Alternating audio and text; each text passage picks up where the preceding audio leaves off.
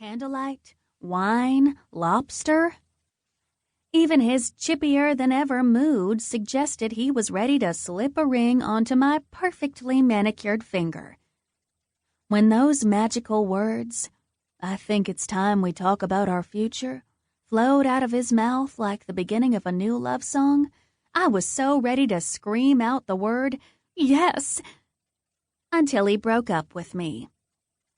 "Please don't be upset," he grumbled, following me around my 2,000-square-foot suite as I shoved his belongings into a small cardboard box. Upset? Yeah, right. That was so yesterday. Literally. I'd traveled up and down Upset Street and had finally turned the corner onto I'm freaking over it Boulevard. Like I explained at dinner, we're at a crossroads in our lives now. I've got my political career to think about, and you... I spun around to face him, my head ever so slightly tilted, eyebrows lifted high enough to make my forehead hurt, waiting for him to belittle me once again. "Well, Arabella Royale, you know you're not the type of woman a man of power should marry." Wham! Like a punch to my anger was bubbling inside me gut, Parker Jones struck again. "You're not the type of woman a man of power should marry." Ass-hole. Walking past him, I brushed his slumped shoulder, the box full of his stuff, which I really should have instructed housekeeping to discard in the trash, jiggling with each and every agitated stomp it took me to make it to the door. Mr. Bitch-Ass Fool trumped behind me. The sound of his overly ugly loafers hitting the marble floor told me he wasn't far behind.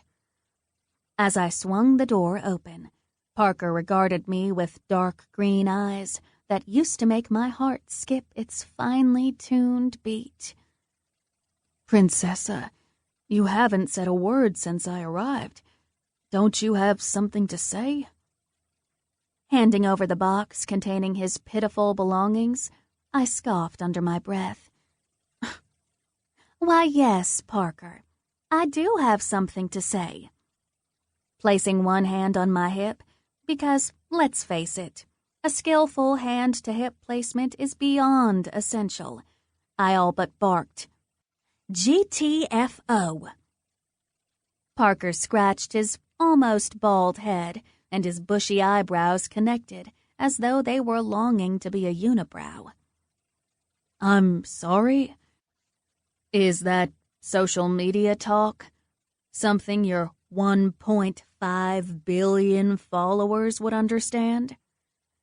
I ignored the droll sound of his tone when he sarcastically enunciated 1.5 billion followers.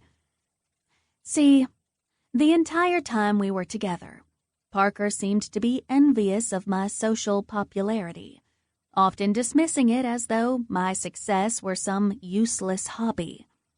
But I worked my ass off to become the influencer of the decade. Beauty, makeup, clothing, lifestyle?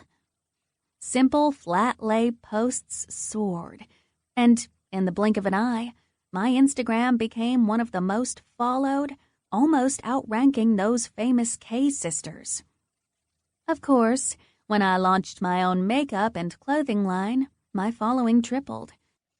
Name brands came a-knockin', requesting to co-brand with me, and before I knew it, I was giving interviews with Allure, Cosmopolitan, Glamour, and the latest, my BFF's fashion magazine, Haute Couture.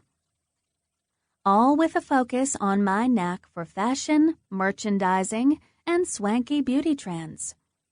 The term celebutante was tossed around, triggering interest from paparazzi, eager to be the first to know and show what I was up to.